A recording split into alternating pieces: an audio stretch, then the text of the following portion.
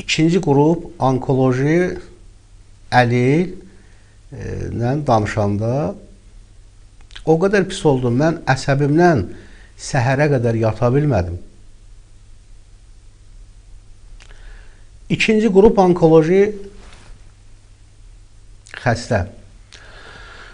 Bunun oğlu əskərlikdən məzuniyyətə gəlir. 5 gün, 10 gün səhər uşağın yola salmaq istəyir hərbi hissəyə. Bu olub 3-4 gün bundan qabaq. Gedib kartından, pensiya pulundan çıxarsın ki, oğlun yol pulu eləsin, oğluna yol pulu eləsin, yola salsın. Rayonların birində hərbi hissədədir. Baxıb görür ki, pul yoxdur. Sən demə, bunun pensiyasını kəsiblər.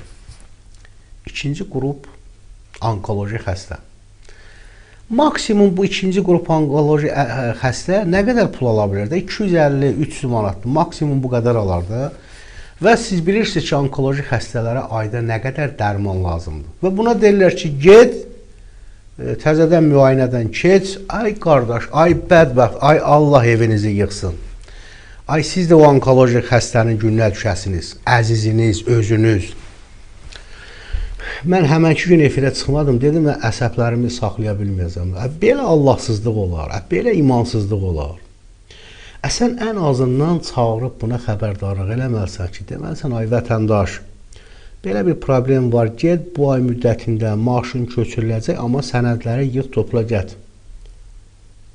Bu da cavan kadrlar, bu da yeni idarəçilik. Bu köhnələr də vay, təzələr də vay. Mən izah edə bilirəm, indi də danışıram, biraz əsəbləşirəm. Əsəbləşirəm, bilsin, olmaz. Sən o vətəndaşa normal insan olaraq bax.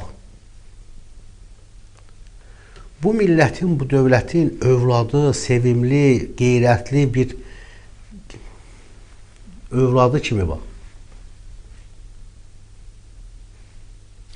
İndi bəlkə də bir 6 ay saxlayacaq bunu. Nə eləməlidir? Boğruq eləməlidir.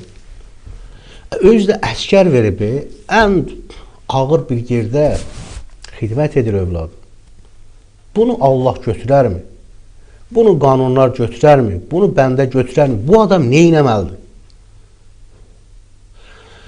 Adam gedib etiraz eləyəcək, tutub şər atacaqsınız, basacaqsınız içəri.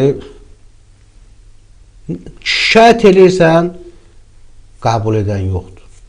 Təzə bir şey yazıblar, nə bilim, 3 rəqəmli nömrələr var, zəy vurun, düşün, musiqi çalır orada, ifa edir, qulaq asırsan.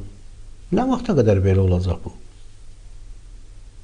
Qardaş, ölkədə güclü islahatlara ehtiyac var. O islahatlar ki, vətəndaş o islahatlardan məmnun olsun, sevinsin. Kütləvi nifrət yaradılır dövlətə qarşı. Cənab Prezidentin apardığı siyasətə qarşı şübhələr yaradırsınız. Necə yəni sən onkoloji xəstənin pensiyasını kəsəsən? Nə verirsən onkoloji xəstəyə? Bir pensiya.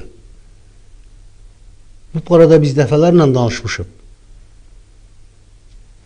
Nə qədər pul ödürlər orada? Evlərin satırlar. Halbuki müalicəsi yox. Ağır xəstə. Belə olmaz. Buna son qoymaq lazımdır.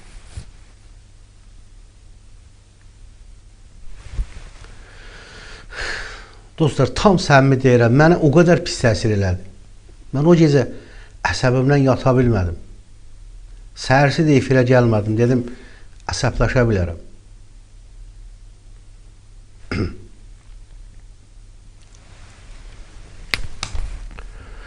Çox xahiş edirəm, kanalda olanlar bəyənin, paylaşın. Kanala abunə olmayanlar abunə olmağınızı xahiş edirəm. Rəylərinizi diqqətlə çatdırın və bundan sonra